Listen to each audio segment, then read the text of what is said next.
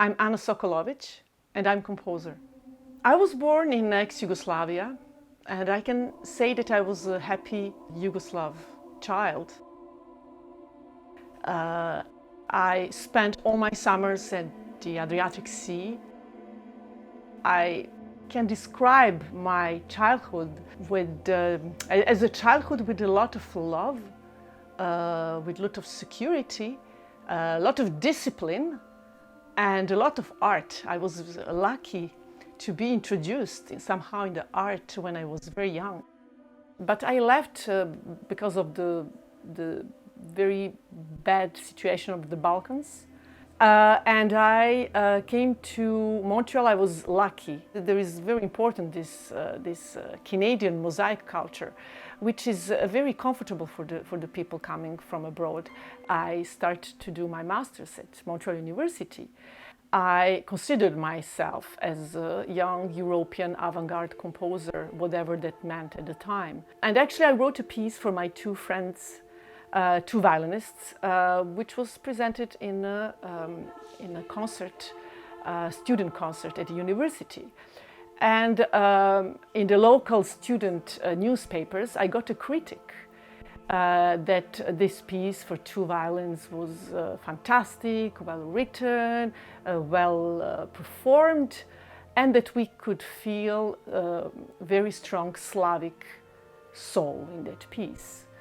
It was an insult for me at the time, because I was an avant-garde composer, and how you can talk about Slavic or any other soul.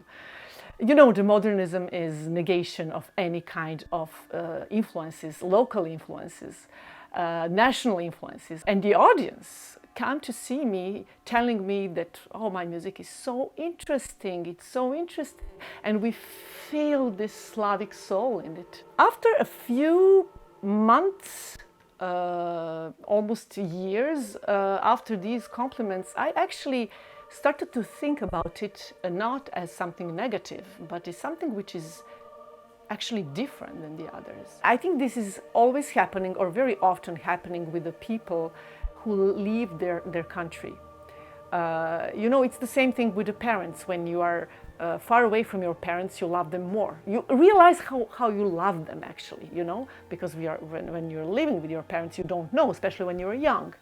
So you don't appreciate necessarily, you don't know how much you appreciate them, but when you are far away, you know how much you appreciate them.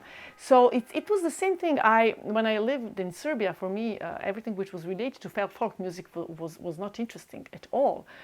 But far away, I understood how there are very good things in it. I started eventually to use the elements of musical elements like rhythms, especially rhythms. This is my favorite part of it. I'm not speaking to the Serbian people. I present elements of this culture through the language of contemporary music.